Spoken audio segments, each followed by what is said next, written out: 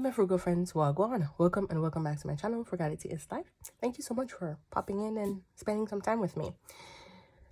I have wanted to do this video for a little bit of time now, and I wanted to just wait for a little bit of time to happen in between. So a quick background, or let me just give you the topic, right? The topic is being debt free and how it has changed my life. So my husband and I, we became debt free last year, December, and we were ecstatic. But I think that response is natural.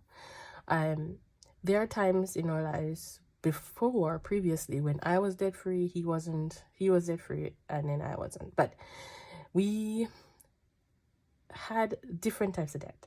So I'm a frugal person. So my debts usually, or our debts would pop up because of something out of our control, like vehicle issues, repairs, maintenance, like a lot of those things. So a lot of it was things out of our control, but we didn't have enough saving, enough money put aside to cover those emergencies, right, when they came up.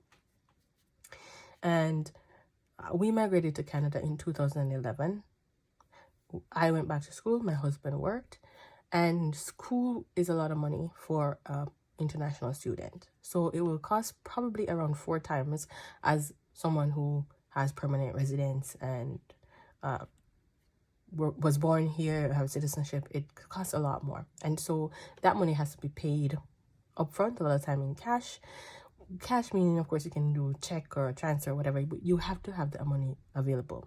So moving to Canada, we did have majority of the money available because I saved up all my money from Jamaica. My husband saved up all his money. We sold furniture, all of that.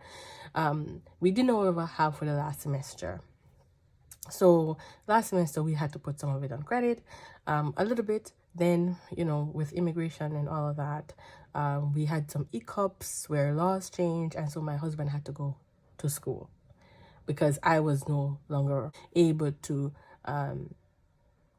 apply, like with my status as a student who has gained education and work experience in Canada. So it's just the laws that changed. So my husband had to go back to buy us time, and with that he went for 2 semesters, which also we didn't have the money, so we had to put that on credit. Like it's a lot that has gone into our debt, but none of it was spendthrift type of debts.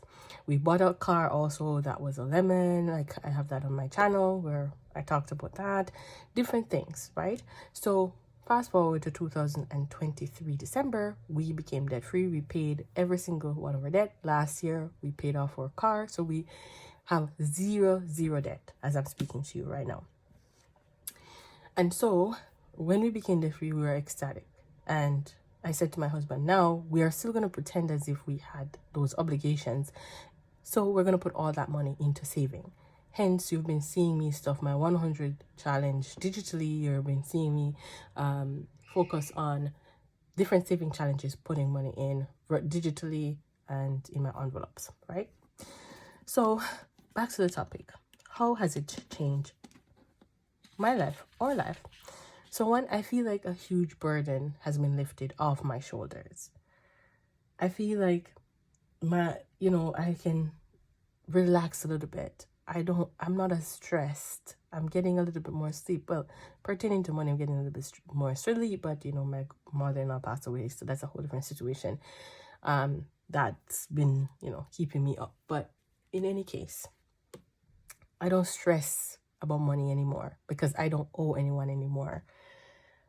And I feel like that has definitely lifted a lot of burden off my shoulders. Now, before I go on to the other points, I just want to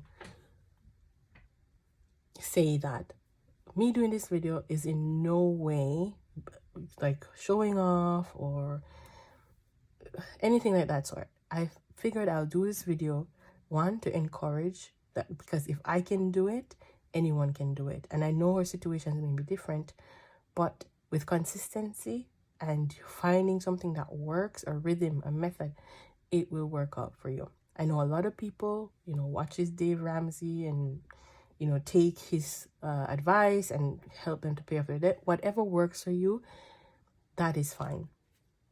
I didn't use Dave Ramsey's method, to be honest. I didn't know of Dave Ramsey until I started my channel, and then I heard the budgeting community, a lot of people speaking about Dave Ramsey. I know he has helped a lot of people. I have watched videos where he gives his advice, and I think a lot of it, you take what works, and if it doesn't work, then you use what works for you. And I think a lot of his advice is like that for me. Like, I would take what works, and what doesn't work, then I would do my own thing. But I didn't use Dave Ramsey's method to pay off my debt. I pretty much came up with my own methods that works for me, and yeah, and that's what I did. Would some of my methods be similar to what he's recommended? After reading, maybe some could be similar, but I just formulated something that worked for me, and I just remain consistent in applying those concepts. Number 2, my money feels now like it's now my money. Like, I'm not obligated to pay anyone anymore. When I get my paycheck, I'm not worried that I'm going to lose 50, 60, 70% in debt. I'm not worried I'm going to lose 5%, 10% in debt. I know now that I can spend my money on what I want to. There's power now in just having that freedom of not, having to share my money with anyone. Like, I don't have to. I don't need to. I'm not obligated to, right? It's my choice. I have the option what I want to do with my money. And that alone is so valuable. Number 3, I can focus on saving. I really can still focus on saving because a lot of my obligations have been reduced. And all that money that was going, thousands of dollars that were going to debt on a monthly basis, are now being put into my savings, my investments. And it's a huge benefit because now I don't have to think that I need to pay my car. I don't have to think I need to pay like credit card or line of credit or whatever it is. I just know that now I can put my money into my savings, and I can distribute that however I like within my whole portfolio of saving and investment. I'm not obligated to paying any debt, so I can focus now on saving my money for what I want to do with it. The next focus is on my future. Number 4, I can focus on my future goals. Like, I want to purchase a house. I want to invest more. I want to retire early. That's what I want to do. And purchasing a home, I know, could be considered debt. Depends on how you look at it. But I feel like these are the goals of my future now. Not consumer debt. Not any type of debt that I'm paying a huge amount of interest and it's not gaining any... My light went on, so I'm not sure where I left off. I know I was talking about focusing on my future goals. And now this one is blinking, so please pardon me until it focuses. But yes, I can focus on a house. To me, have the potential to appreciate in value, and so it can become an asset over time. I can also invest in a income property that pays for itself. Like, so now I can focus on my future, and a huge part of that is investing and just saving for retirement. Number 5 is the positive growth. Now, I do a net worth calculation every single month to see where I am financially. And if you are not familiar with a net worth and what it is pretty much you take all your assets, so your cash in the bank, your money in the bank, your assets, the value of all of those things, and you add those up, and you subtract your liabilities. Your liabilities are your debt. Anything you owe, you subtract that, and the total, the difference is your net worth. So I created a net worth tracker that I use every single month to calculate mine, and sometimes I use it and sometimes I just jot it down in my notebook. But I'm gonna look for it and see if I can put it into my freebie section, and so you can get that as a freebie. So you can, if you have never calculated your net worth, I think it is a great indicator of where you are financially.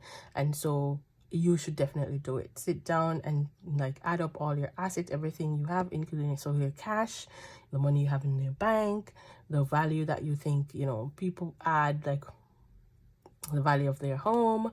But I think if you add what your home value is valued at, then you have to subtract what you owe on it in the liability section to balance it out to what that balance would be, like what the that appreciation amount would be. So, and people also add like the value of their cars in there. If you've paid off your car, if you haven't, then you have to put what, you know, that you think you would value, and then subtract what you owe on it in the liability section. Some people eliminate those entirely, whole house and car, out of the evaluation, and they just include cash, money in the bank, assets, meaning your investments, all those things, and they subtract what they owe. And it's an indicator of your financial wealth or well-being, but it doesn't have to be 100% accurate, and a lot of times it will not be 100% accurate because some things you have to take market value and you may not get it, and different things. So that's why people leave out some of those things that will fluctuate with time. But you can add them with those in. Just remember to balance it out. Like if you put your house in as a asset, take out what you owe on the house, right? So anyways, so I will link it in my freebie link, and you can download the tracker, and let me know if you have done a net worth calculation and how frequently you've done it, and let me know if you are going to be downloading the net worth tracker that I have, and let me know, come back and let me know if you've done, you know, you're calculating. If this is your first time you're going to calculate it, let me know in the comment section below. So my net worth now has continued to increase. No, there are times when it may decrease a little bit because I have investments, and as you know, stock market fluctuates, right? But I always do a best case and worst case scenario. So right now, if I even put $1 every single month into saving, it's going to increase my net worth because I don't have any debts, and that is definitely a life-changing thing. I have zero liabilities to think about. And you know what, in the past, before I go on to number 6, in the past I would think, you know, I make a step forward by paying a lot of my debt, and because of the interest I felt like I was going backwards, because a lot of the time the interest is a huge chunk of the debt, and so you may feel like, hey, I've paid a lot on it, but when you look on the interest that is added on top, it seems as if you've made 1 step forward and 2 steps back. So now I don't have that to contend with. It's just positive growth, and that is just a good thing. Number 6 is I'm even more frugal. Sometimes this is true. It's not 100% true, but I think I am in some cases. I really think about my spending, what I'm spending my money on, what I want to spend my money on, to just make sure I avoid further debt. And I contribute, I continue to think strategically about spending and what I want to put my money in. And I think, you know, it's all about being thoughtful in your purchases, and I'm making sure that whatever I purchase is something that gives me joy, I'm supporting others, or, you know, something that makes sense for me. So I have become a little bit more frugal in most of my life, just because I do not want to go back into debt, and I want to put a lot of my money into saving. So if anything should happen, I have that money and I don't have to go into debt. A lot of the times also, like going back to number 5, when I thought like I was making progress and something else would pop up and I didn't have a lot of saving, I had to go back on my card and swipe my credit card. So I'm adding more debt because I was paying on debt. And I think this thought kind of came to me too when I was reading up on Dave Ramsey, and he was advising, put $1,000 as an emergency fund, and then you move on to step 2 or whatever the case may be. Like, it may not be in that order. Don't quote me. It's just a reference. I feel like $1,000 is nothing. Absolute nothing. It's a start, of course. Like, if you have zero in an emergency fund, I call it an abundance fund. But if you have zero, then when something happens, you're going to constantly be going into debt. $1,000 is definitely a good starting point. Anything above zero is a good starting point. But don't stop at $1,000. And that's why way for me forward when I thought about paying down debt. There's a point in paying on debt when I was super aggressive and I was not paying a lot I wasn't sending a lot to saving. And I thought to myself, if something should happen now and I get a big, huge bill for something, what would I do? I am paying down this debt aggressively. But if I don't have the money saved to pay down something when it comes up, guess what's going to happen? I'm going to go right into debt. And that's why I believe you cannot stop at $1,000. You have to continue building that, because $1,000 is nothing. If you own a home, that's even worse. If you have kids, that's even worse. $1,000 is a starting point. And hey, like, hats off to you if you've gotten to 1,000, or if you're working your way to 1,000. Like, keep going, keep being consistent, but don't stop at $1,000, because life is so expensive. Worse nowadays.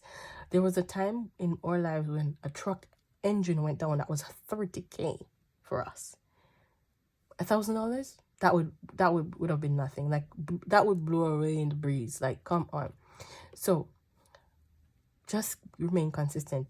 When you get to that 1,000, please continue to add to that, no matter how small the amount, because things are very expensive, and $1,000 is nothing.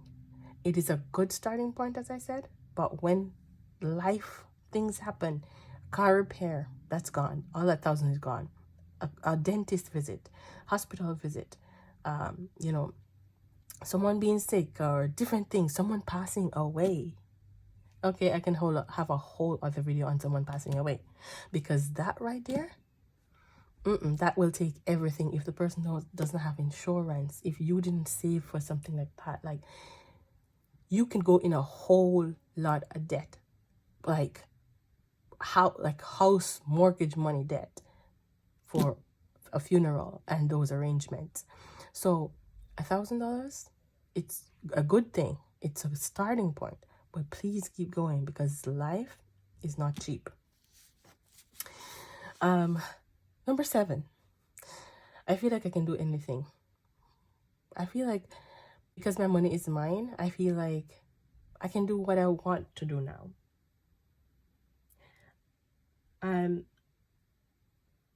My biggest goal is purchasing a home. I feel like I can do that now because I'm building wealth. And with wealth, I have options. With the savings, I have options. Without debt, I have a ton of options. I can focus on, working on my foundation and growing that and investing in that more.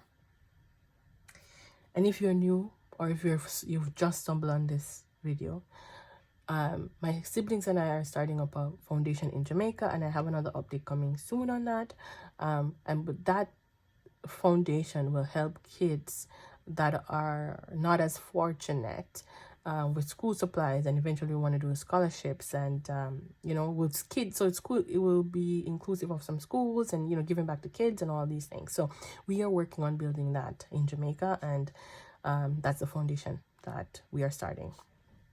So without that, I feel like I can do more in that aspect. I can travel more if I want to. It's just opened a lot of doors for me, like now being debt free. But again, I have to make sure I think through all my decisions, because we don't want to go back into debt. And if we do so, we want to go voluntarily by purchasing a home. Would I be willing to go back into debt? I think that answers my question. Yes, for a home. I would go back into debt for a home. And eventually I want to get a house that pays for itself. So even if I have one house that is just our home, to build a family, and then to have something else to that's an investment property, or other things that are investment property, I would go into debt. But the difference is now I will make the debt work for me. I do not want to be slave to the debt. So I want that debt to be working for me. So my advice to you, keep being consistent. If you're on your debt-free journey, just keep going. With consistency, you will get there, because we may have different lives, we may have different debts, we may have different obligations. But when we remain consistent and you keep paying down that debt, it becomes smaller and smaller. And whatever the strategy you decide to go with, I know a lot of people talk about the avalanche method, or the other method. Can't think of it now. Put it on the screen. If you choose any of those methods, or a mix of those methods, just remain consistent and you will do it. You will become debt free. It can happen. It will happen. And just believe that it will. And in the meantime, while you're doing this, just make sure you have buffers. You are saving and you're putting away that money. As I said previously, I thought, I could go hard and just pay down debt without putting as much to saving. And I had to come to the realization that, listen, it's important to pay down debt, but it's also important to save for your future and save for if anything should happen. And there was a point in time when I put half my money to debt and half to my saving. So I would build up that amount. So when I got debt free, I still had a lot of money in the bank. I still had a fair amount of money in the bank, because I was still saving my money as well as I was paying down debt. So I thank you so much for listening to me speak, because I remember a time when being debt free was just a dream to me. I dreamt of the day I made that final payment and how happy I would be and how ecstatic I would be. But to be honest with you, I was happy. But it seems so surreal to me, because I've had to be paying this money for so long that it was just so surreal. And whether that was my car payment, or there was payment to the debt that we had, it just felt so surreal. And I remember thinking, like, my first budget when I was debt free, I didn't even know what to do. It took me a while to say, I won't be putting the money to debt. I don't have a car payment anymore. I don't have a debt to pay. So now all that money go into my saving. I remember my first budget, and I still was listing car payment, loan, like I was still listing them. And then I had to come to the realization that, why are you listing them, Fiona? You don't owe these anymore. So you know what I did? I left them listed, but I put an arrow and I said to saving, because I wrote out like a template of my budget. So I would have my income, I would have my expenses, and I list everything. And so I had that there as like a placeholder. But when I went to write an amount, I had to think, like, you don't owe that anymore. That's going to go to saving. And that was a wonderful feeling. It was a wonderful feeling. Yes, you will still left with expenses, because I still have to pay my electricity. I still have to buy food, but that's everyday life expenses. And with those, you had to manage them anyway. So now my expenses is just a small portion of what I earn, but the debt was such a larger portion. And so now I'm able to just be stress-free, be happier, and just think, okay, about my future. So thank you so much for listening. And I hope this is just an encouragement, and you don't see this as, me showing off or anything, because that's totally not what this is. This is an encouragement for you that wherever you are on your debt-free journey, keep going, keep being consistent. Whatever you can add to that debt, keep adding it, because over time, you will be able to pay it down. And when you can increase those payments, increase them, because debt freedom gives you options. It gives you options. I want to thank you so much for watching. Please make sure that you like this video. And I always ask to leave a $sign below, because that just meant that you were here and I can speak to you in the comments. So please leave your $sign below. And please share this video. If you think this will be helpful for anyone, please share it. Share it with your loved ones. Share it with your friends. Because if you think there's someone out there that this video would help, I really would want it to reach them. Finally, if you haven't subscribed, please go ahead and do so. I'd really appreciate if you do. Until next time, keep budgeting, stay frugal, and walk good.